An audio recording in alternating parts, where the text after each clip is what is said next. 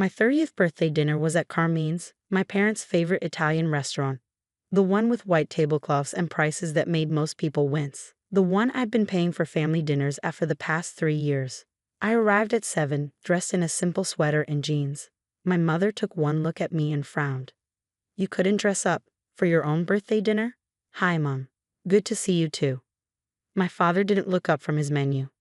My younger brother, Derek, smirked from across the table. Some people never learn class, no matter how much money they make. I sat down between my parents, the empty chair across from me glaring like an accusation. That's where my older sister Amy should have been, but she'd moved to Seattle 2 years ago and rarely came home. Smart woman. The waiter came. My parents ordered the most expensive items on the menu. They always did when I was paying. Derek ordered 3 appetizers for himself. "So," my father said, finally looking at me, 30 years old. "Still no husband. Still no children. Still working that job." That job was my position as a senior software architect at a tech company. I made $240,000 a year plus stock options, but my father had never approved of women in tech. "The job's going well," I said. "We just launched a new platform that's getting great reviews." "That's nice, dear," my mother interrupted, not actually listening. "Derek, tell everyone about your new business idea." Derek launched into a rambling pitch about cryptocurrency consulting or blockchain marketing, or some combination of buzzwords that made no actual sense. He had 7 businesses in the past 3 years. None had made a profit. All had required my parents' financial support, which really meant my financial support, since I've been covering their bills for 3 years. It had started small. "Just help with the mortgage this month, sweetie. Dad's commissions are down." Then it was the car payments, then utilities, then credit cards. Now I was paying for everything. Their mortgage, both car leases, insurance, utilities, groceries, and lifestyle expenses. $6,800 a month, give or take. I told myself it was temporary, that they'd get back on their feet, that it was what family did. But 3 years had passed, and my father had retired early. My mother had quit her part-time job, and Derek lived in their basement rent-free, pitching business ideas and spending their money, my money, on his latest scheme. Anyway, Derek finished. "I just need about $20,000 to get started. Mom and Dad are thinking of investing." "Investing what?" I asked. "You don't have $20,000. "We have equity in the house," my mother said defensively. "The house I'm paying the mortgage on." Awkward silence. Speaking of which, my father said, his voice hard, "We need to talk about your attitude." "My attitude? You've been very," he searched for the word, "flaunty lately." "Flaunty?" "Showing off your success," my mother translated. "The new car, the nice apartment, the expensive clothes." I looked down at my Target sweater. "These aren't expensive clothes. Compared to what we can afford," my father said pointedly. "What you can afford, I'm paying your bills. And you never let us forget it, do you?" My mother's voice rose. "Always making us feel small, always reminding us you're the successful one." "I've never said that." "You don't have to say it. It's in everything you do, the way you dress, the way you talk, the car you drive. You're making us look bad." Derek nodded. "It's embarrassing, honestly.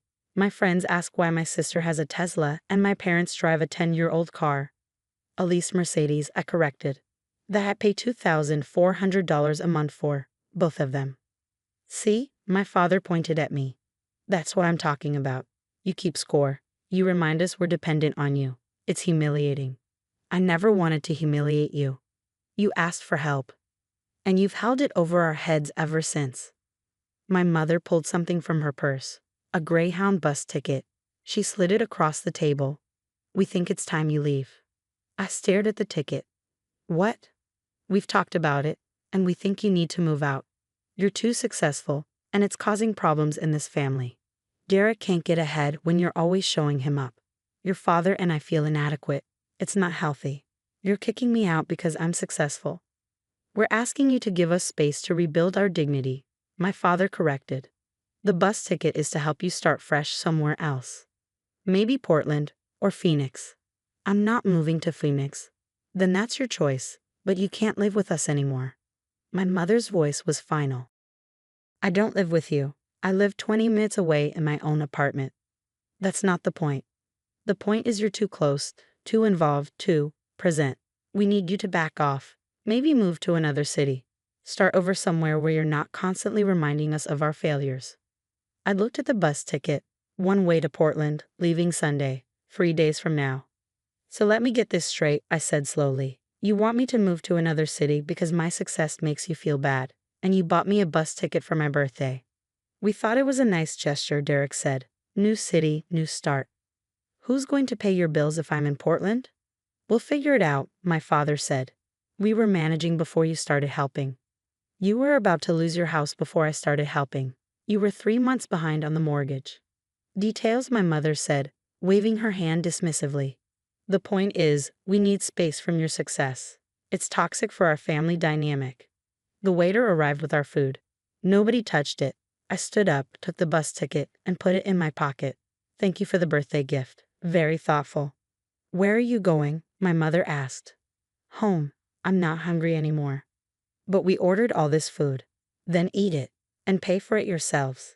I walked out of that restaurant and didn't look back. When I got home, I sat in my apartment, my expensive apartment that I could afford because I was good at my job, and I opened my laptop. I logged into my bank account. The one that had AvaPay set up for my parents' mortgage, their car leases, their insurance, their credit cards. I canceled everything. Every automatic payment, every scheduled transfer, everything. Then I called my bank and blocked any future transactions to their accounts. I felt sick doing it, guilty, like I was betraying them. Then I remembered. They just kicked me out for being too successful. The first phone call came 4 days later. My mother. Sweetheart, there's been some kind of mistake with the mortgage payment. Can you check on that? No mistake. I canceled the payments. What? Why would you do that? Because you asked me to back off, to leave, to stop being so involved in your lives. So I did. We didn't mean the money. You gave me a bus ticket and told me to move to Portland because my success made you look bad. So I'm giving you space, financial space. That's not fair. Happy birthday to me, Mom. I hung up. Week 2, my father called. The car lease people are calling about missed payments. You need to fix this. No, I don't. We had an agreement. We had an arrangement where I helped you out of kindness. Then you told me I was too successful and needed to leave. So the arrangement ended. You can't just abandon your family. Like you abandoned me at my birthday dinner. Like you've abandoned every promise to get back on your feet. Like you've abandoned any gratitude for 3 years of me paying your bills. This is vindictive. This is consequences. I hung up. Week 4, Derek called. You're ruining Mom and Dad's lives. They can't afford the mortgage without you. Then maybe they shouldn't have retired early and quit their jobs while depending on my income. You're being selfish. I'm being exactly as selfish as they taught me to be. They told me my success was a problem. So I removed the problem, my financial support. They didn't mean it like that. Then how did they mean it? Explain to me how giving your daughter a bus ticket on her birthday and telling her to move to another city isn't exactly what it sounds like. He couldn't. He hung up. Week 8. A Saturday morning. I was having coffee when my phone rang. Unknown number. Is this Cassandra Williams? Yes. This is North Point Mercedes-Benz. We're attempting to repossess 2 vehicles registered to Thomas and Patricia Williams. The account shows you as the primary payer. Are you aware the account is over 60 days delinquent? I'm aware I stopped paying it 2 months ago, yes. Ma'am, if you can bring the account current. I won't be doing that. You can proceed with repossession. Do you know where the vehicles are currently located? I gave them my parents' address. Both cars should be in the driveway. Thank you, ma'am. 30 minutes later, my phone exploded. Mom, there are TOE case in our drive. Dad. Call OFF the REPO man, right in a blue Derek. What the hell did you do? I silenced my phone and finished my coffee. That afternoon, there was pounding on my apartment door. I looked through the peephole, my parents and Derek, all 3 looking furious. I opened the door. Can I help you? You had our cars repossessed. My mother shrieked. How could you? I didn't have them repossessed. You stopped paying for them, and the leasing company took them back. That's how car leases work. You were paying for them. Past tense. I was paying. Then you gave me a bus ticket and told me to leave town because I was too successful. Remember that? My father pushed past me into my apartment.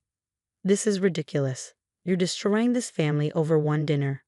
One dinner where you rejected me for being successful. One dinner where my birthday gift was a literal exit from your lives.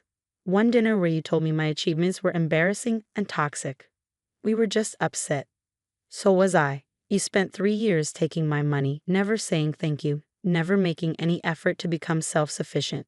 And then, when I showed up for my birthday dinner, you told me I was the problem. We didn't mean. Yes, you did. You meant every word. You wanted me gone. So I gave you what you wanted. Distance, space, financial independence. We can't afford the house without you, my mother admitted, crying now. We're going to lose everything. You were going to lose everything 3 years ago. I saved you. I paid your bills for 36 months. I asked for nothing except basic respect. And at my birthday dinner, you gave me a bus ticket. It was a mistake, my father said, and for the first time, he sounded defeated. We were jealous. You're so successful, and we're not, and it made us feel like failures. So we lashed out. By kicking me out. By pushing away the one person who was helping us because we were too proud to accept that we needed help. He sat down heavily on my couch. We were wrong. You think. Derek stood in the doorway, looking uncomfortable. For what it's worth, I told them the bus ticket thing was insane. But you didn't stop them. No, I didn't. He had the decency to look ashamed. I was jealous too. You make it look easy, and I can't get anything off the ground. It's frustrating. So you all decided the problem was me, my success, my presence. Yes, my mother whispered. And we were wrong. We were so wrong, Cassandra. We're sorry. I looked at the three of them, my parents, broken and desperate, my brother, finally understanding consequences. Here's what's going to happen, I said. I'm not moving to Portland. This is my city, my home, my life. You don't get to push me out. We won't. I'm not finished. I'll consider helping you again. Consider. But there are conditions. Anything, my father said. Dad, you get a job. Part-time at minimum. You're 62, not 80. You can work. Mom, same deal. Even retail or customer service, something that brings in income. Derek, you move out and support yourself. No more basement dwelling while pitching pipe dreams. Fats. Non-negotiable. If you want my help, you contribute to your own survival. I won't be the only one working while you all coast. What if we can't find jobs? My mother asked. Then you downsize. Sell the house, get an apartment you can afford. Cut your lifestyle to match your actual income. Live within your means. We've been in that house for 30 years. Then you should have thought about that before you retired early and expected me to fund your lifestyle indefinitely. I crossed my arms. Those are the terms. You all start contributing, or I don't help at all. What about the cars? Derek asked. What about them? You want cars? Get jobs and buy them, or lease them yourselves. I'm done being your ATM. My father looked at my mother looked at Derek. A silent conversation passed between them. Okay, my father finally said. You're right. We'll get jobs. We'll contribute. We'll prove we're serious about changing. And the bus ticket mentality? The jealousy? The making me feel bad for being successful. Done, my mother said. We're proud of you. We should have said it 3 years ago. We should have said it every day. You're amazing, and we're the ones who've been failures, not as earners but as parents. That was 6 months ago. My father works at Home Depot 3 days a week. My mother works reception at a dental office. Derek moved into a studio apartment and works in sales at a cell phone store. Are they happy? Not exactly. But they're functional. They're contributing. They're learning to live within their means. I help them avoid foreclosure, one time, with clear terms. I'm not paying their bills anymore, but I help them restructure their debt and create a budget they can actually maintain. We have dinner once a month. They pay for their meals. We talk about their jobs, their progress, their plans.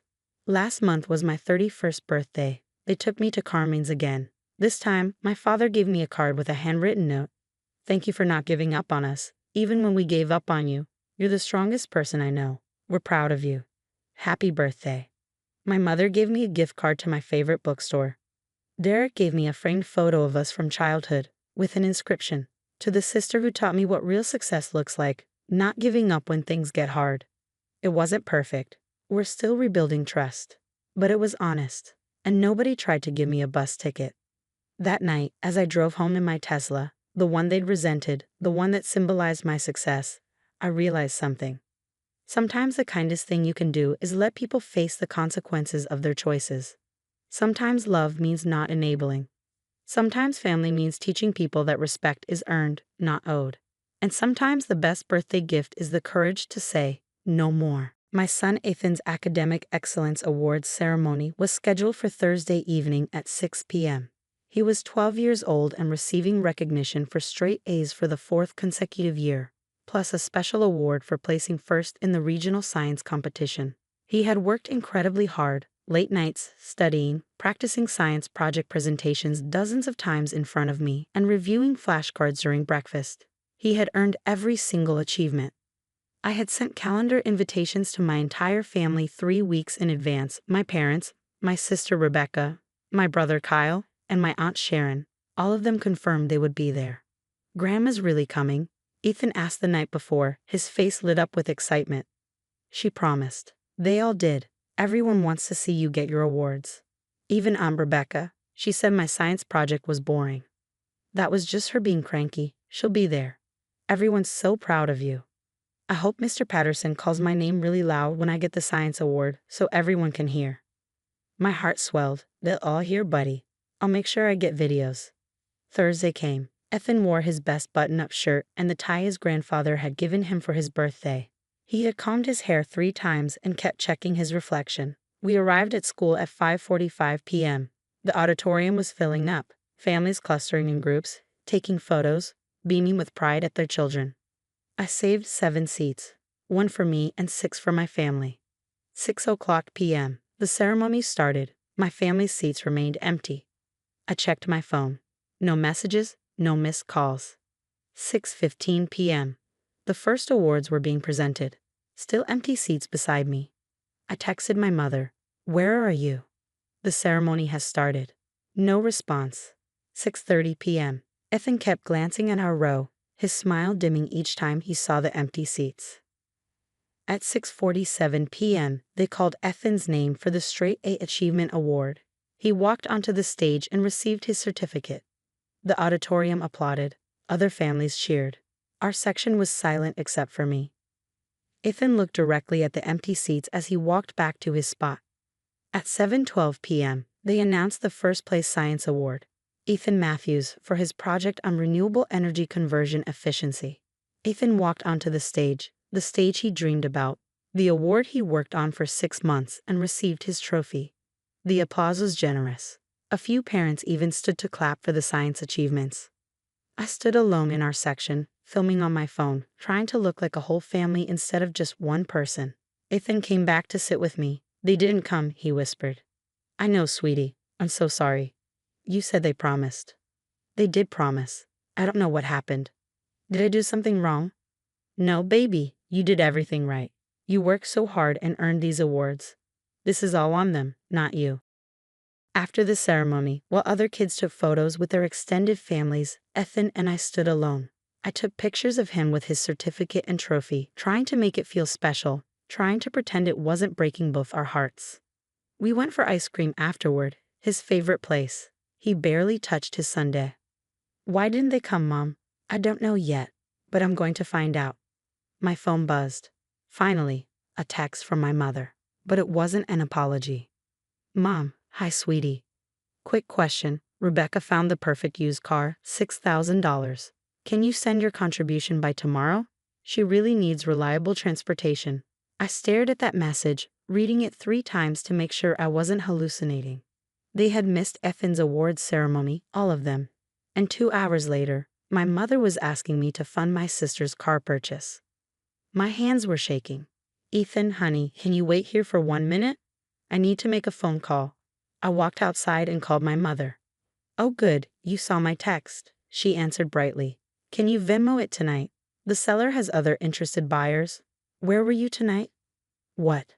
"Ethan's awards ceremony. Where were you?" "You promised you'd be there." "Oh, that was tonight?" "Honey, I'm so sorry, we completely forgot. We were helping Rebecca look at cars and lost track of time. You forgot." My voice was flat. "These things happen. I'm sure Ethan understands. Tell him congrats on his awards." You forgot your grandson's academic awards ceremony because you were car shopping? Well, Rebecca needed help. You know how she is with big decisions. Rebecca is 31 years old. Ethan is 12. He worked all year for straight A's. He spent 6 months on that science project. He won first place. And you forgot because my adult sister needed help buying a car. Don't take that tone with me. We said we were sorry. You said you forgot. That's not the same as sorry. And now you're asking me to give Rebecca $6,000 for a car that was more important than my son. It's not like that. What's it like then? Explain it to me, because from where I'm standing, my entire family chose my sister's car shopping over my son's achievement recognition, and now you want me to pay for the car. You're being dramatic. It's just one event.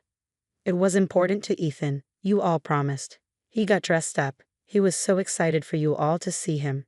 And you forgot because you were looking at used cars. We'll make it up to him. How? You can't redo tonight. He'll never get that moment back. And now you're asking for $6,000 like nothing happened.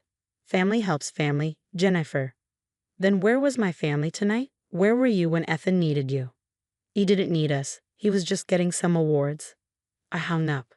I walked back inside where Ethan was drawing patterns in his melted ice cream. What did Grandma say? She forgot. They were all helping Aunt Rebecca look at cars. His face crumpled. Cars are more important than me. No, baby. Nothing is more important than you. They made a terrible choice. Do they even care about my awards? I don't know, but I care. And you should be so proud of yourself. I pulled out my phone and opened my banking app. I transferred exactly 5 cents to my mother's account with the memo. For gas money. Congrats on the car. Then I did something I've been thinking about for months. My parents had keys to my house. For emergencies, they'd said when we'd moved in 3 years ago, they had used them exactly twice. Once to water plants when we were on vacation, once to let in a repair person when I was at work. But mostly those keys represented access. Privilege. The assumption that they could come and go, that they were welcome, that they were trusted.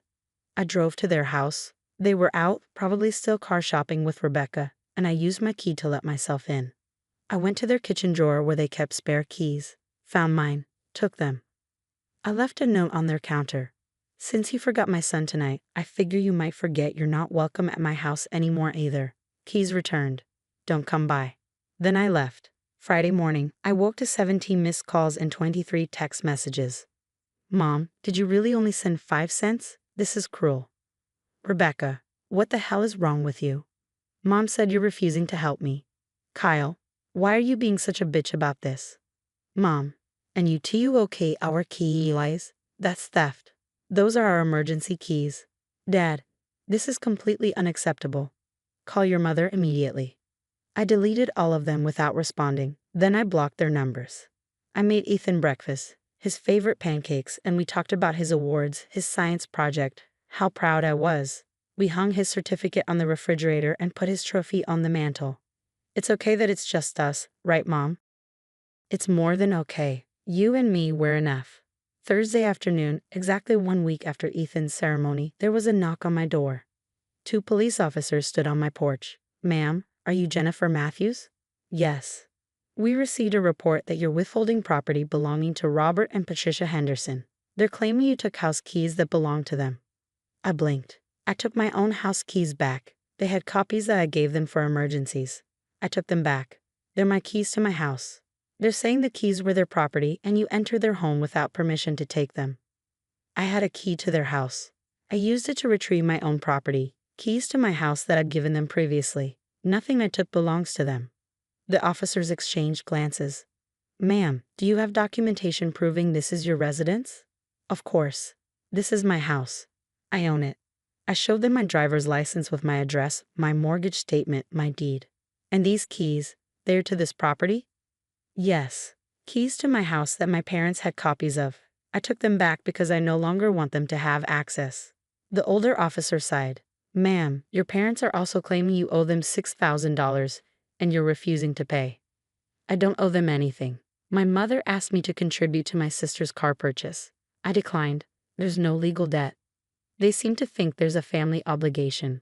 Officers, I'm sorry they wasted your time, but there's no crime here. I retrieved my own property from people who I'd lent it to.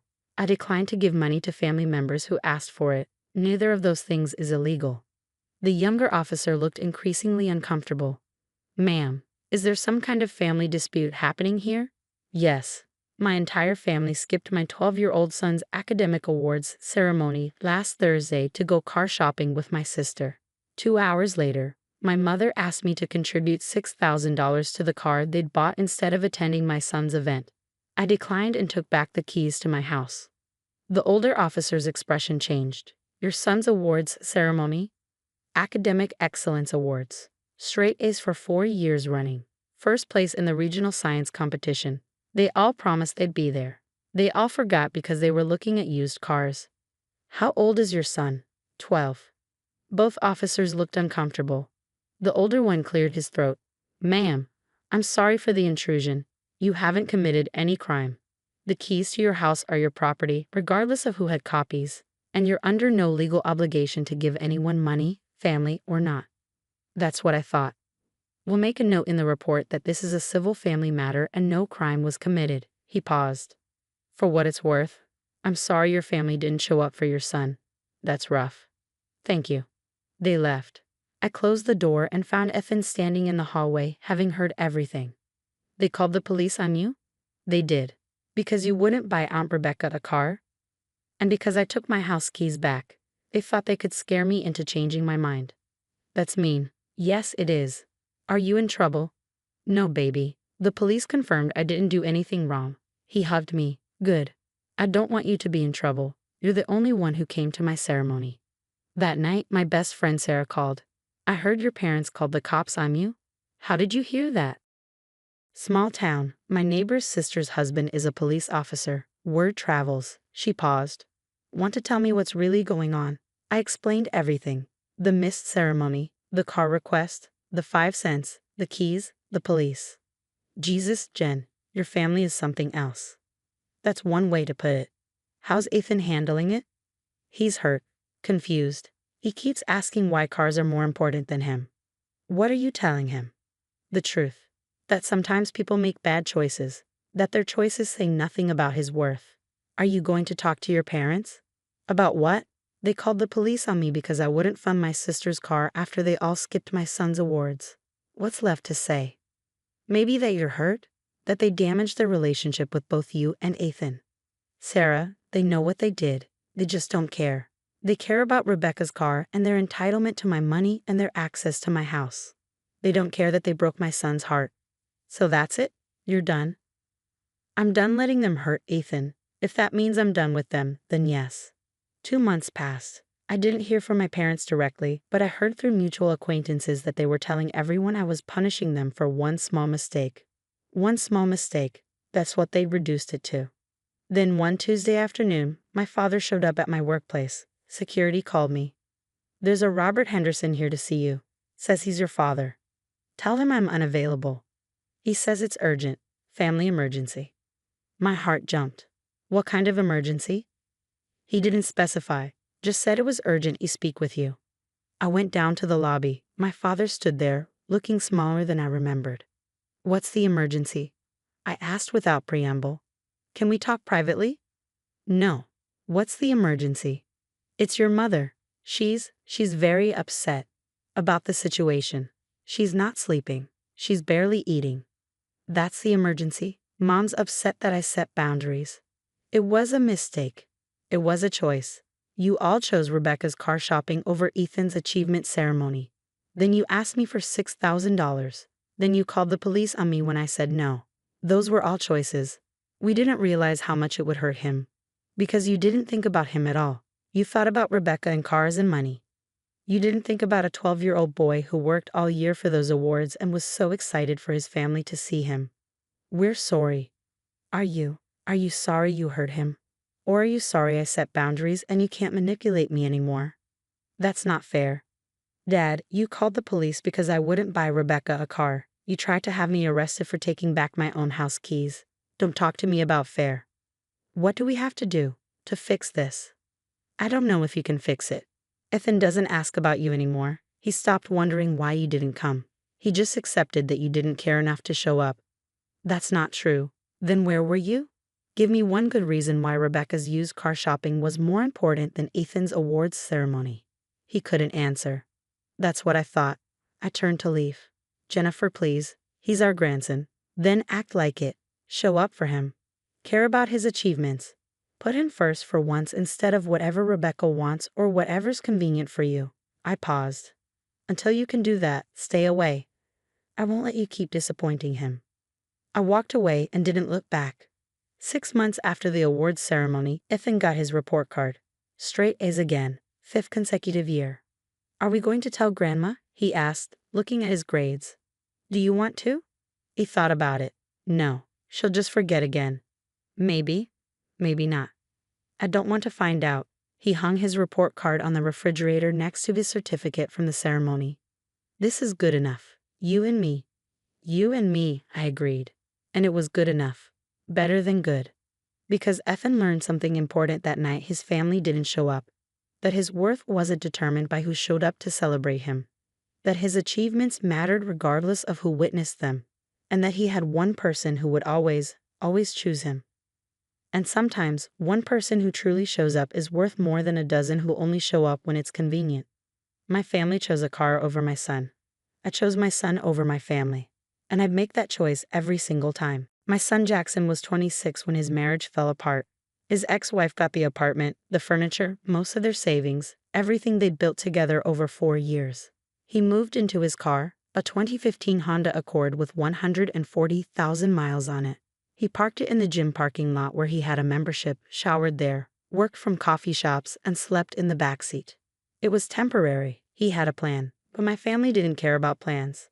The judgment came fast and cruel. Look at Jackson living in his car like some bum, my sister Diane announced at Sunday dinner, where Jackson wasn't invited. At 26, what a failure. His father would be so disappointed, my mother added, shaking her head. All that education, all those opportunities, and he's homeless. He's not homeless, I said firmly. He's between living situations after a difficult divorce. He's working full-time and has a plan. He's sleeping in a parking lot, Margaret, my brother Paul interrupted. That's homeless. That's what happens when you marry the wrong person and make bad choices. He's rebuilding his life. He's an embarrassment, Diane said. Thank God Dad's not alive to see this. His only grandson, living like a vagrant. I wanted to scream at them, to tell them the truth about what Jackson was really doing, about what he was waiting for, about what they didn't know. But Jackson had asked me to keep quiet. Just a few more months, Mom, then everything changes. But I need people to see me like this first. I need to know who really cares. So I kept his secret and endured their judgment. My late husband, Richard, had been CEO of Morrison Industrial Supply, a company his grandfather founded. When Richard died 3 years ago from a sudden heart attack at 54, the company went into a trust. The terms were specific and strange. Jackson would inherit controlling interests and the CEO position, but only when he turned 27. Until then, the company would be run by a board of trustees with my brother Paul as interim CEO. Jackson knew this. He'd known since he was 18. The trust was ironclad. His grandfather had designed it to ensure Jackson had time to mature, gain experience, and be ready. Jackson had spent his 20s preparing. A business degree from Northwestern, an MBA from Wharton.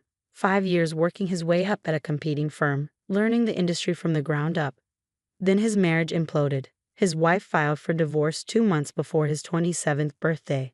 The timing was suspicious. She wanted half of his assets, but the trust wasn't accessible yet. She got angry when she realized she'd miscalculated, and the divorce got ugly. Jackson lost almost everything in the settlement, everything except what mattered. The trust that would activate on his 27th birthday. That birthday was in 6 weeks. My family didn't know this. Paul thought he was the permanent CEO. He'd made himself very comfortable, raised his own salary, hired Diane's husband as CFO, and given my nephew a do-nothing VP position. He treated Morrison Industrial like his personal kingdom. Jackson watched it all from his Honda Accord, working his final weeks at his current job, planning and waiting. 6 more weeks, Mom, he'd tell me when I brought him dinner. Then I take what's mine and clean house. 5 weeks before Jackson's birthday, my mother called. Margaret, I need to discuss something important. We're all contributing to Diane's wedding. She's finally marrying Craig after 7 years together. We're asking everyone for $8,000. When can you send it? Diane's getting married? That's wonderful. When did this happen? 2 weeks ago. We've been planning quietly. The wedding is in 3 months. Very elegant affair. Anyway, we need your contribution by Friday. That's a lot of money. Family helps family, Margaret. We all pitched in for your son when he was growing up. Now it's time for you to help your niece. I thought about Jackson sleeping in his car while my family judged him. I thought about Paul living in the house that should have gone to Jackson, drawing a CEO salary from Jackson's inheritance. I'll think about it, I said. Don't think too long. Diane needs to give the venue a final count. After we hung up, I texted Jackson. Mom wants $8,000 for Diane's wedding. The same Diane who called you a bum last week. His response. Perfect timing. Tell her you'll let her know soon. Trust me. Jackson's 27th birthday was a Tuesday. He'd taken the day off work. His last day at his current job anyway. I picked him up from the gym parking lot at 8 a.m. How does it feel? I asked. Like I've been holding my breath for 6 weeks and I can finally exhale. He was wearing a suit, the good one he kept in storage. Let's go to Morrison's office. I have some papers to deliver. We drove to the Morrison Industrial Building. Jackson had called ahead to arrange a meeting with the trust attorney and the board. Paul was already there, looking annoyed. What's this about, Margaret? I have a busy day. This is about the company, Jackson said, walking past him into the conference room. The trust attorney, Mr. Whitmore, was waiting with documents spread across the table. Good morning, Jackson. Happy birthday. Shall we begin? Wait, why is he here? Paul demanded. This is a board meeting. This is a transfer of ownership meeting, Mr. Whitmore corrected. As of today, Jackson Morrison becomes the majority shareholder of Morrison Industrial Supply and assumes the role of CEO. The room went silent. That's insane, Paul said. Jackson's living in his car. He's not qualified. Jackson holds an MBA from Wharton, 5 years of industry experience, and is the designated heir per Richard Morrison's trust documents. He's eminently qualified. Mr. Whitmore slid papers across the table. These are the transfer documents. Jackson, if you'll sign here. Jackson signed. Each signature felt like justice. What does this mean? Diane's husband, Craig, asked nervously. He'd been CFO for 2 years, earning $180,000 annually for work a competent bookkeeper could do. It means, Jackson said calmly, I'm CEO effective immediately. It means I'll be reviewing all personnel, all salaries, and all decisions made during the interim period. It means things are about to change. You can't just fire us, Paul started. I can actually. You were interim CEO, emphasis on interim. Your position ends today. Thank you for your service. Jackson turned to Craig. Your CFO, reporting to a CEO who has an MBA in finance. I'll be auditing your work this week. I suggest your records are impeccable. Craig went pale. As for you, Jackson looked at my nephew Brad. I don't know what a VP of Strategic Initiatives does, but I'll figure it out. If it's as useless as it sounds, that position is eliminated. You're doing this because you're bitter, Paul spat. Because we were honest about your situation. You called me a bum, a failure, an embarrassment. You mocked me for living in my car after my marriage fell apart. Jackson's voice was steady but cold.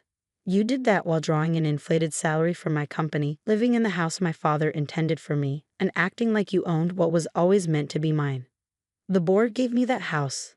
The board doesn't have that authority anymore. I do, and I want you out by the end of the month. We left the building at 10:30 a.m. Jackson was officially CEO of Morrison Industrial Supply, a company worth $40 million. My phone buzzed. A text from my mother. Hi, Margaret. Just checking on that $8,000 contribution. Diane really needs an answer today. I showed Jackson. He smiled, the first real smile I'd seen in months. Want to have some fun? What are you thinking? Send her 50 cents, with a message. I opened my banking app and transferred exactly 50 cents to my mother's account. In the memo line I wrote, for Diane's wedding, maybe she can buy a cardboard box to celebrate in. You all seem to think Jackson's was so entertaining. I hit send. Jackson laughed, really laughed. That's perfect, Mom. Absolutely perfect. Now what? Now we go back to Morrison's office. I need to change the locks. The locks. Paul, Craig, and Brad all have keys and access codes. I don't want them anywhere near the building unsupervised. So we're changing everything. Today. We went back. Jackson called a locksmith. By 2 p.m., every lock at Morrison Industrial was changed. Every access code was reset. Every key card was deactivated except Jackson's and those of essential staff. What about Paul? I asked. Won't he show up tomorrow expecting to work? He can show up, he just won't get in. Security has instructions that he's no longer employed here. Jackson looked at the building, his building now. This company was built by my great-grandfather. My grandfather grew it. My father modernized it. Paul just lived off it while judging me for being temporarily homeless. Well, that ends today. My phone started ringing at 3:47 p.m. First, Paul, what the hell is going on? My access card doesn't work. Then my mother, did you really send 50 cents, 50 CNTs? This is outrageous. Then Diane, Mom says you basically told me to live in a cardboard box. How dare you? I ignored all of them. At 4:15 p.m., my mother showed up at my house. Her face was red, and she was shaking with rage. Explain yourself, she demanded. About what? The 50 cents, the insult, the disrespect. You asked for a contribution. I sent what I thought was appropriate. Appropriate? For your niece's wedding? You think my son living in his car was appropriate dinner conversation? You think calling him a bum and a failure was appropriate? That was different. How? How is mocking my son for being temporarily homeless different from me sending you 50 cents? You wanted to know how it feels to be dismissed and mocked? Now you know. You're being spiteful. I'm being honest. You all spent weeks judging Jackson, calling him an embarrassment, saying his father would be ashamed. Well, guess what? His father left him a $40 million company. As of today, Jackson is CEO of Morrison Industrial. He owns it all. My mother's face went white. That's the trust activated. Today, his 27th birthday. The trust your family conveniently forgot about while you were all living off his inheritance. We didn't know. You didn't care. Paul took a CEO salary and a house that belonged to Jackson. Craig got a CFO position he's not qualified for. Brad got a fake VP title. And you all judged Jackson for sleeping in his car while he waited for what was rightfully his. So he's firing everyone? Out of spite. Out of necessity. Paul mismanaged. Craig is incompetent. Brad's position is useless. Jackson is cleaning house and running the company the way his father intended. What about the wedding contribution? What about it? We need that money. And Jackson needed his family when his marriage fell apart. He needed support, not judgment. He needed compassion, not mockery. He got neither. So no, I'm not contributing $8,000 to celebrate a family that treated my son like garbage. You'll regret this. The only thing I regret is not standing up to you all sooner. Now please leave. You're not welcome here anymore. She left, crying and furious. That evening, Paul called. I answered. You turned him against us, he said bitterly. You poisoned Jackson. I didn't have to poison him. You did that yourself every time you called him a failure. Every time you mocked him for being homeless while you collected his paycheck. I was interim CEO. And now you're unemployed. How does it feel? He can't do this. He can. He did. And Paul? He's also reviewing the house situation, the one the board gave you. Turns out that wasn't theirs to give. It was part of the estate held in trust. Jackson wants it back. That's my home. That was Richard's home, meant for Richard's son. You've been living in Jackson's inheritance while calling him a bum. That ends now. I'll fight this. With what money? Your CEO salary ended today. Your severance is minimal since you were interim. And your sister's wedding? You're all scrambling for contributions because you've been living beyond your means. Meanwhile, Jackson, the failure you all mocked, is worth $40 million and sleeping in a real bed tonight for the first time in 6 weeks. I hung up. 3 months later, Diane's wedding happened, scaled down significantly after several family members couldn't contribute. I didn't attend, neither did Jackson. Jackson moved into his father's house, his house now. He bought himself a new car. He rebuilt Morrison Industrial, cutting waste and improving operations. Paul found a job as a regional manager at a smaller company, a significant pay cut. Diane's husband, Craig, works in accounting at a mid-sized firm. My nephew Brad is in sales somewhere. None of them speak to me or Jackson. Last week, Jackson stopped by for dinner. How are you feeling about everything? I asked. Good, really good. The company's profitable again. I'm rebuilding what Dad created. And I learned exactly who in this family actually cares about me versus who just cares about appearances and money. Any regrets? Only that I let them hurt me for so long. Living in my car was hard, but their judgment made it harder. And the whole time, I knew I had this company waiting. I knew I'd be fine. But they didn't care enough to ask about my plan or offer support.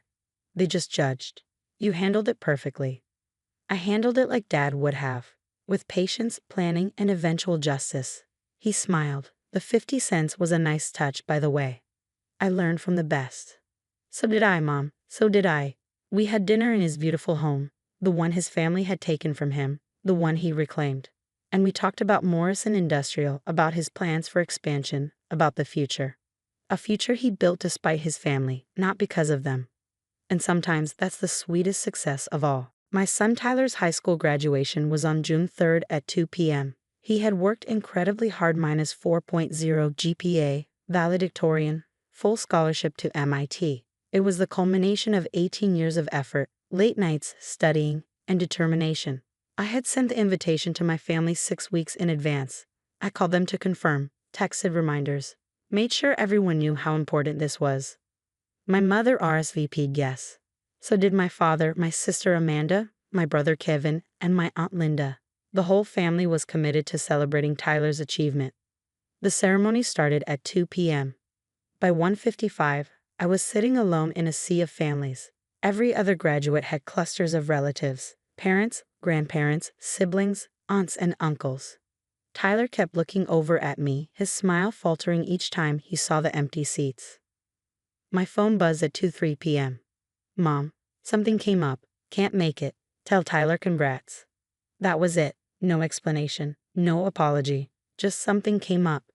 I waited until 2:15, hoping someone would show. No one did.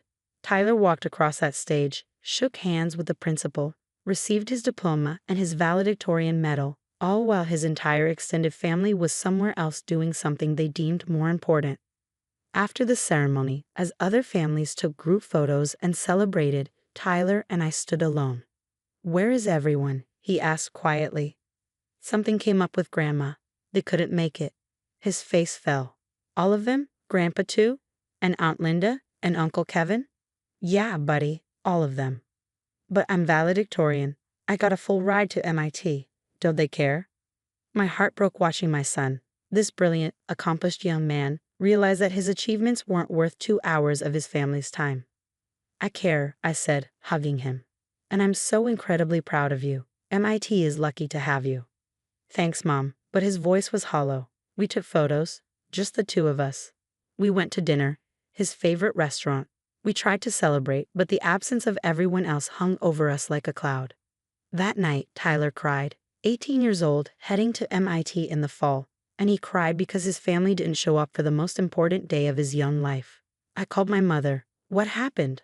Why didn't he come? Oh, Amanda needed help with wedding planning. It was important. Tyler's graduation was important.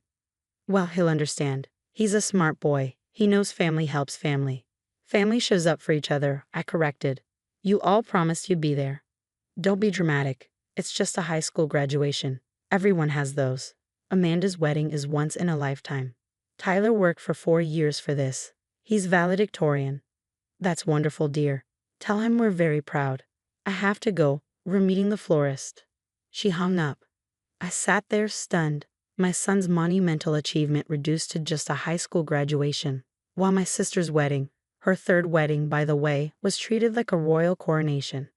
1 week later, exactly 1 week after missing Tyler's graduation, my phone rang. Hi, sweetheart. My mother's voice was chipper. How's Tyler doing? He's hurt. You all promised to be there, and no one showed up. Oh, he'll get over it. Listen, I'm calling because we need your help with something. Amanda's wedding is getting expensive. You know how these things go. And we're collecting contributions from family. We're asking everyone for $2,000. Can you Venmo it by Friday? I stared at my phone. You want me to give you $2,000 for Amanda's wedding? Well, yes. It's family. Everyone's contributing. Kevin already sent his. Dad and I are covering the venue, but we need help with catering and flowers. You skipped Tyler's graduation for wedding planning. Honey, don't be petty. You all promised to be there. All of you. And every single person bailed. Tyler cried himself to sleep because his family didn't think he was worth 2 hours. He's being dramatic. He's 18, and his entire family abandoned him on the most important day of his life. My voice was rising. And now you want me to pay $2,000 to celebrate Amanda? When none of you could be bothered to celebrate Tyler? Amanda is getting married. It's special. Tyler got a full scholarship to MIT. That's special too. That's incredible. But apparently it's not special enough for any of you to show up. You're being unreasonable. I'm being unreasonable? You want me to fund a party for people who hurt my son? That's unreasonable. So you're refusing to help your own sister? I'm refusing to reward people who couldn't spare 2 hours for my son's graduation. Fine, be selfish, but don't expect us to forget this. She hung up. I sat with that conversation for a full day. Part of me wanted to keep the peace, to send the money and smooth things over. That's what I'd always done. Be the peacemaker, avoid conflict, make everyone happy. But I kept thinking about Tyler's face. The disappointment, the hurt, the realization that he wasn't important enough for his family to show up. So I went to the bank. I withdrew exactly $1. I put it in a card that read, "Best wishes on your special day. So glad you had time for wedding planning. Tyler's mom." I mailed it. Then I blocked every single one of them. My mother, my father, my sister, my brother, my aunt. Every phone number, every social media account, every way they had to contact me. I didn't tell them I was doing it. I just did it. Monday morning, my phone rang from an unknown number. I almost didn't answer, but something made me pick up. Is this Jennifer Walsh? A male voice, professional and cold. Yes. This is Martin Crawford from Crawford and Associates. I'm calling on behalf of my clients, Robert and Patricia Henderson, regarding a family financial dispute. My parents had hired a lawyer. I'm sorry, what? My clients indicate that you committed to contributing $2,000 toward a family celebration and have now refused to honor that commitment. They're prepared to pursue legal action if you don't fulfill your obligation. I laughed. Actually laughed. Are you serious? This is not a laughing matter, Ms. Walsh. Verbal contracts are legally binding in this state. I never agreed to give them money. My mother called and demanded it. I refused. There was no contract. My clients claim you regularly contribute to family expenses and that this constitutes an established pattern. Your clients skipped my son's high school graduation, all of them. They promised to be there, and every single person bailed. Then 1 week later, they demanded money for a wedding. I sent them $1 and blocked them. That's the whole story. Silence on the line. Mr. Crawford, did you hear me? Your clients missed my son's graduation to plan the wedding they now want me to fund. I was not informed of those circumstances. I'm sure you weren't. I'm sure they told you I was being unreasonable and vindictive. But the truth is, they hurt my son, showed him he doesn't matter to them, and then expected me to pay for their party. So no, I won't be sending $2,000. I won't be sending anything else. And you can tell them that if they contact me again, I'll be filing harassment charges. Ms. Walsh, there's no need for threats. It's not a threat. It's a boundary. I'm done.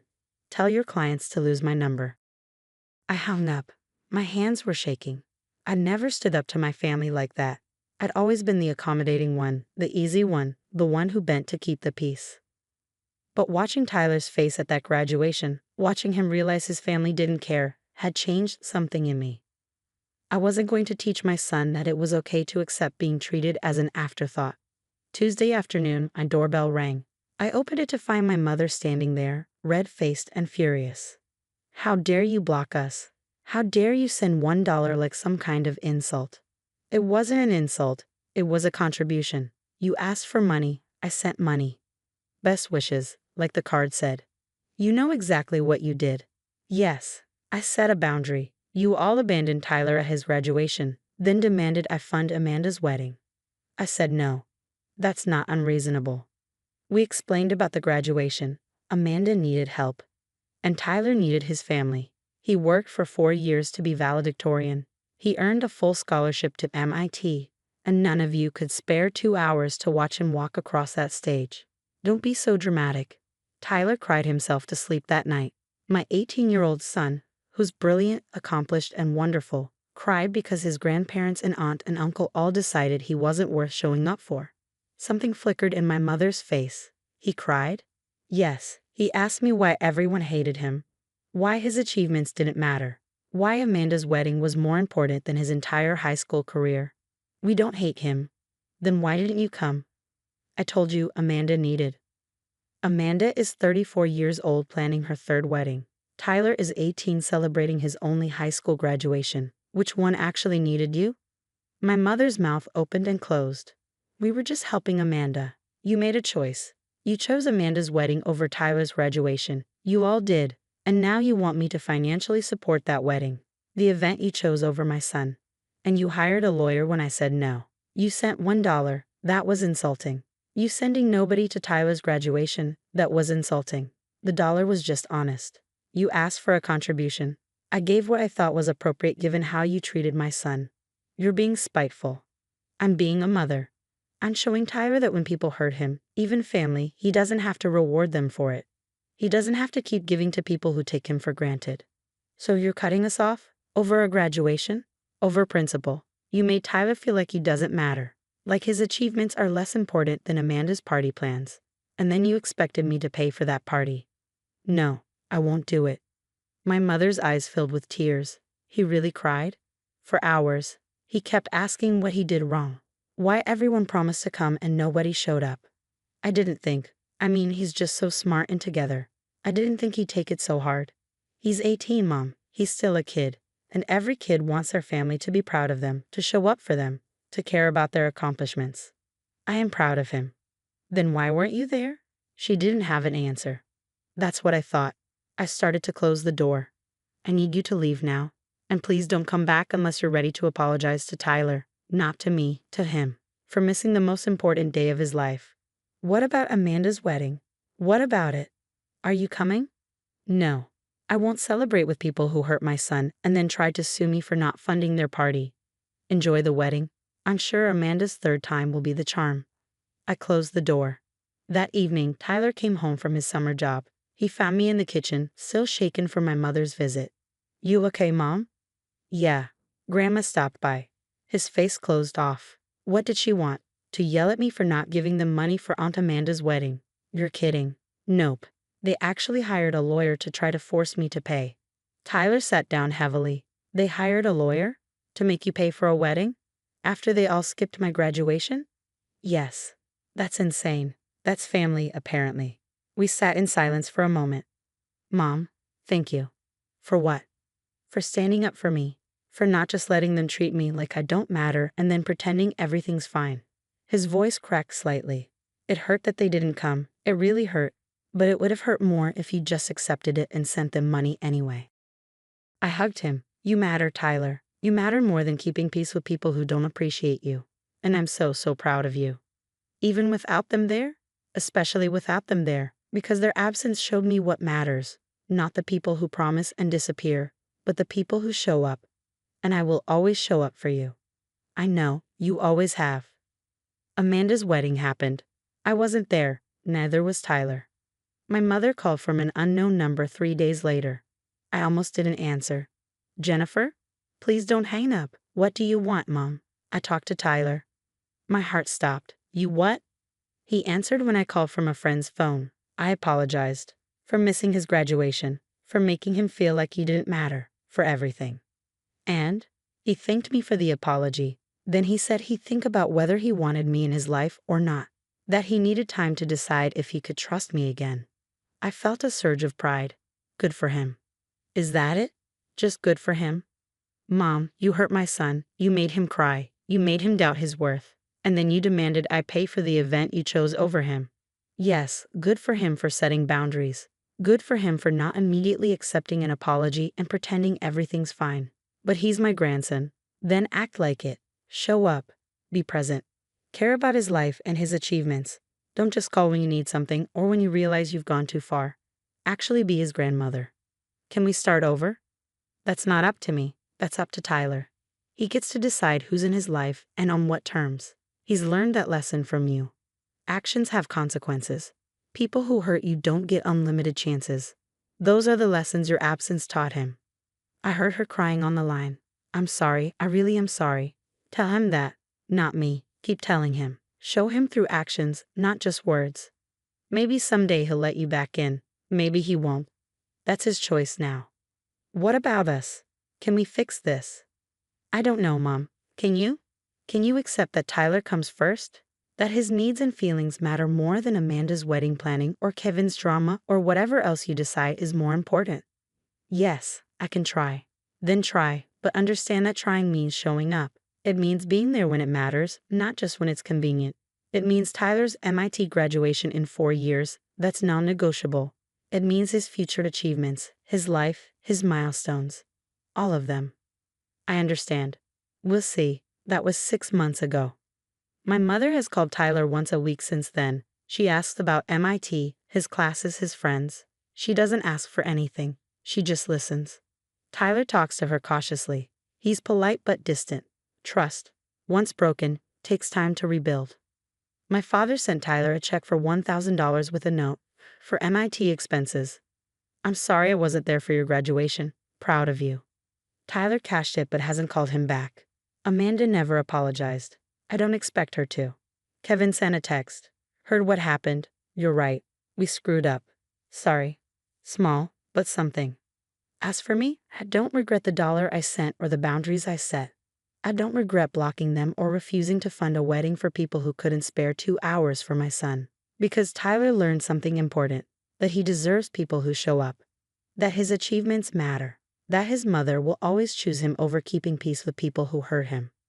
And that's worth more than any family relationship built on obligation and guilt. Tyler's at MIT now, thriving. When he graduates in 4 years, I'll be there. Whether my family shows up is their choice. But this time, their absence won't hurt him. Because he knows his worth. And that's the greatest gift I could give him. My son Oliver's heart surgery was scheduled for May 14th at 6 a.m. He was 7 years old, terrified, and facing a 4-hour procedure to repair a congenital valve defect. I'd told my family about it 6 weeks in advance. I called everyone personally, explained how serious it was, how scared Oliver was, and how much we could use their support. My mother promised she'd be there. Of course, sweetheart. We'll all be there. Oliver needs his family. My sister Diane said she'd take the day off work. My brother Marcus said he'd drive down from Portland. My father said he'd bring Oliver's favorite stuffed animal. The night before surgery, Oliver couldn't sleep. Will Grandma really be there when I wake up? He asked, his small hand gripping mine. She promised, buddy. Everyone promised. What if I don't wake up? My heart broke. You will wake up. The doctors are excellent, and I'll be right there the whole time. But everyone else too. They'll all be there? They'll all be there. That was the last promise I should have made. We arrived at the hospital at 5:30 a.m. Oliver was brave through check-in, changing into his gown, and meeting the anesthesiologist. But his eyes kept darting to the waiting room entrance. Where's Grandma? He whispered as they prepped him for surgery. She's probably parking. Traffic, you know. And Uncle Marcus? He had a long drive. He'll be here. The nurse came to wheel him to the operating room. Oliver grabbed my hand, tears streaming down his face. Mom, I'm scared. I know, baby, but you're so brave. And when you wake up, everyone will be there to see you. They took him away at 6:02 a.m. I walked to the waiting room and checked my phone. No messages, no missed calls. I waited. 6:30 a.m. nothing. 7:00 a.m. still nothing. At 7:15, I called my mother. Voicemail. I called Diane. Voicemail. Marcus. Voicemail. My father finally answered at 7:45. Oh, Jennifer, I'm so sorry. Your mother and I can't make it today. Something came up with Diane's wedding planning. We need to meet the venue coordinator this morning. Dad, Oliver is in surgery right now. You promised you'd be here. Well, we didn't realize the venue appointment would be today. It's the only time they had available. So reschedule it. The wedding is in 3 weeks. We can't reschedule. Diane needs us. Oliver needs you. He's 7 years old and having heart surgery. He'll be fine. He's a tough kid. Tell him we're thinking of him. He hung up. I sat in that waiting room for 4 hours, alone, watching other families cluster together, supporting each other. Every child who came out of surgery had grandparents, aunts, uncles, and siblings waiting. Oliver had me. When they finally let me into recovery, Oliver was groggy but awake. His eyes searched the room. Where is everyone? His voice was small and broken. They couldn't make it, sweetie. But I'm here, and the surgery went perfectly. They promised. He started crying, which made his chest hurt, which made him cry harder. A nurse came over with pain medication. She looked at me with such pity it made me want to scream. My 7-year-old son, recovering from heart surgery, crying because his family didn't show up. We went home the next day. Oliver was quiet, withdrawn. I tried to keep his spirits up, but he barely spoke. My mother called that evening. How's our little soldier? Heartbroken, literally and figuratively. Oh, don't be dramatic. I'm sure he's fine. Kids are resilient. He's devastated that no one came. He keeps asking why you didn't show up. Well, the wedding planning was important. Diane's big day is coming up. Oliver's surgery was important. It was life-threatening. He was terrified. But it went fine, right? So everything worked out. I hung up on her. 3 days later, 3 days after my son's heart surgery, my phone buzzed with a text from my mother. Mom, hi sweetheart. We need to talk about something important. Diane found her dream wedding dress, but it's $5,000. We're asking all the family to chip in. Can you send your contribution by Friday? We need to secure it before someone else buys it. I stared at that message for a full minute. $5,000 for a dress. 3 days after they'd all skipped Oliver's surgery for wedding planning. I walked to Oliver's room. He was sleeping, still pale, still wearing his hospital bracelet, a 4-inch scar on his tiny chest. I walked back to my phone and opened my banking app. I transferred exactly 50 cents to my mother's account. Then I typed a message. For the veil. Best wishes. I hit send. Then I did something I'd been considering for months but had never had the courage to do. Years ago, when I'd gotten a significant raise, my parents had convinced me to add them as authorized users on one of my accounts just in case of emergencies. They'd said it would be easier for family support, for helping each other out. I'd agreed because that's what I always did. Agreed, accommodated, bent to keep the peace. That account now had $47,000 in it. My savings, my emergency fund. Money had worked hard for. I logged into my bank's website and removed their access.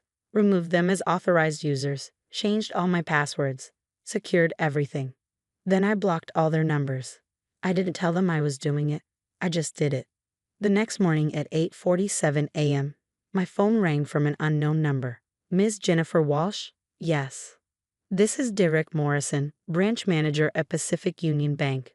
I have your mother, Patricia Walsh, here in my office. She's asking about some account access issues.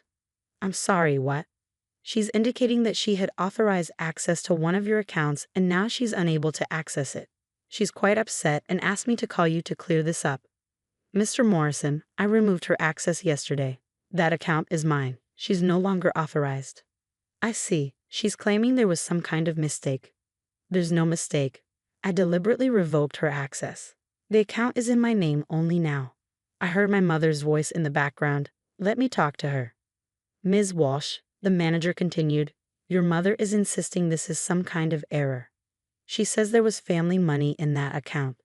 Every penny in that account is money I earned. My paychecks, my savings. She was an authorized user as a courtesy, but it's my account. I have every right to revoke that access. Of course you do. I just wanted to confirm before we. My mother's voice got louder. Tell her to fix it. Tell her she can't just steal from family. Mr. Morrison, I said clearly, please inform my mother that I haven't stolen anything. That account contains only my money. She has no legal claim to it. And if she continues to harass me or your staff about this, I'll consider it financial harassment. Understood. I'll explain the situation to her. Thank you. I hung up and immediately received 3 calls from different unknown numbers. I didn't answer any of them. An hour later, my doorbell rang. My brother Marcus stood there, looking angry and uncomfortable. What the hell, Jen? Hello to you too. Mom called me crying, said you stole money from her and locked her out of your account. I didn't steal anything. I removed her access to my account, the one with my money in it. She says there was family money. There wasn't. Every dollar in that account came from my paychecks. She was an authorized user for emergencies. But apparently, emergencies don't include my son's heart surgery. Marcus had the grace to look ashamed. Look about that. You promised Oliver you'd be there. You all did. He's 7 years old and he had heart surgery. Alone, with just me. We had the venue thing, which you could have rescheduled, or attended after the surgery, or literally any other time. I crossed my arms. But you chose a wedding venue walk through over a 7-year-old's heart surgery, and now you're all shocked that I won't hand over $5,000 for Diane's dress? It's for family. Oliver is family. Where was the family support when he needed it? Where were you when he came out of surgery asking why nobody came? He asked that. Of course he asked that, you all promised. He went into heart surgery believing his family would be there, and he woke up to find out none of you cared enough to show up. Marcus rubbed his face. Mom said it was a routine surgery. It was a 4-hour open heart surgery on a 7-year-old. There's nothing routine about that. We didn't know it was that serious. I told you. I called every single one of you and explained exactly what was happening. You chose not to listen. You chose to believe it wasn't important because that made it easier to skip it for wedding planning. So you're punishing us by locking Mom out of your money? It's not punishment. It's a boundary. She had access to my account as an emergency backup. She's proven she doesn't understand what an emergency is. A wedding dress is not an emergency. Oliver's surgery was. What about Diane's wedding? What about family supporting family? Marcus, I just watched my 7-year-old son go through heart surgery surrounded by strangers while his entire family was picking out centerpieces. Don't talk to me about family support. So that's it? You're cutting us all off? I'm protecting my son and myself from people who've proven they don't care about us. Yes. If that means cutting you off, then yes. He left without another word. That afternoon, Diane herself showed up. I almost didn't open the door. I can't believe you, she said the moment I did. My wedding is in 3 weeks, and you're sabotaging it. I'm not sabotaging anything. You sent Mom 50 cents, with a sarcastic note, and then you locked her out of your account so she can't even access the family emergency fund. There is no family emergency fund. That's my savings account, my money, and Mom is not entitled to it. She said you all agreed to pool resources for family needs. She lied. She convinced me to make her an authorized user just in case. I've never taken a penny from that account for anything but my own expenses. It's not a family fund. Well, we need it now. I need that dress. You need a $5,000 dress while my son recovered from heart surgery with no family support except me. Your son is fine. No, Diane, he's not fine. He's heartbroken. He keeps asking what he did wrong. Why nobody came to see him. Why his surgery wasn't important enough for his family to show up. Something flickered across her face.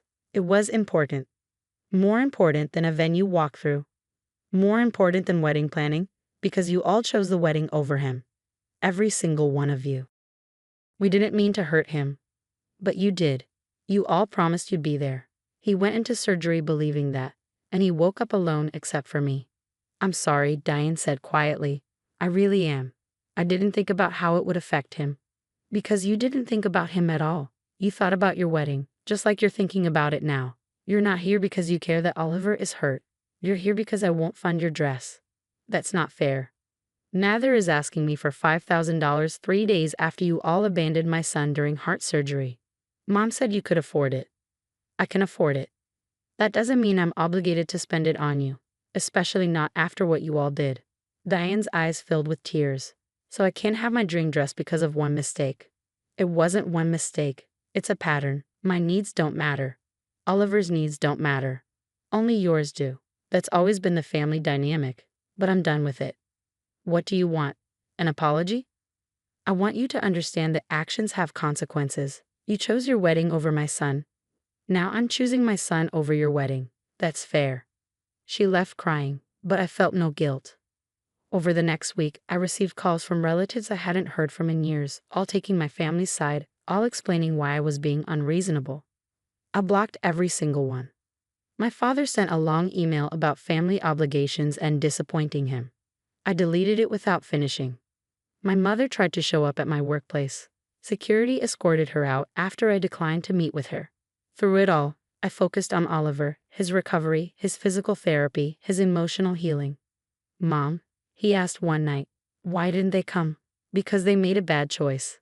They thought something else was more important than you. Was it? No, buddy. Nothing is more important than you. Not to me. And you know what? You don't need people who think weddings are more important than your health. You deserve better than that. Do you think they'll ever say sorry? Maybe. Someday. But even if they do, that doesn't mean we have to let them hurt us again. So we don't have to see them. Not if you don't want to. He thought about that. I don't want to. They made me sad. Then we won't see them. It's okay to protect yourself from people who hurt you, even if they're family. Even grandma? Even grandma. He hugged me. Good. I like it when it's just us anyway. 2 months passed. Oliver healed beautifully. His scar faded. His smile returned. He stopped asking about his grandparents. Diane's wedding happened. I wasn't invited. I didn't care. My mother left a voicemail. I hope you're happy. You ruined Diane's wedding by not contributing. Everyone knows what you did. You should be ashamed. I wasn't ashamed. I was relieved. Then 3 months after Oliver's surgery, a card arrived in the mail from my father. Inside was a check for $5,000 and a note. Jennifer, I'm not asking you to cash this. I'm asking you to see it as what it represents. The amount we asked you to contribute to something trivial while ignoring something vital. The amount that represented our priorities being completely wrong. You were right. Oliver's surgery was an emergency. The wedding wasn't. We chose badly. We hurt both of you. This check is what we should have offered. Help for medical expenses, support during a crisis, putting family first. I don't expect forgiveness. I just wanted you to know that I see it now. I understand what we did. I'm sorry, Dad. I held that check for a long time. Oliver peeked over my shoulder. What is it? An apology. From Grandpa. Is it a good apology? I think so. He understands what he did wrong. Does that mean we have to see them? No. It means he's learning. Whether we let him back into our lives is up to us. We decide who gets our time and energy. I'm not ready yet. Then we wait until you are, or we don't. Either way is okay. I never cashed that check, but I kept the note because maybe someday Oliver would be ready to consider forgiveness.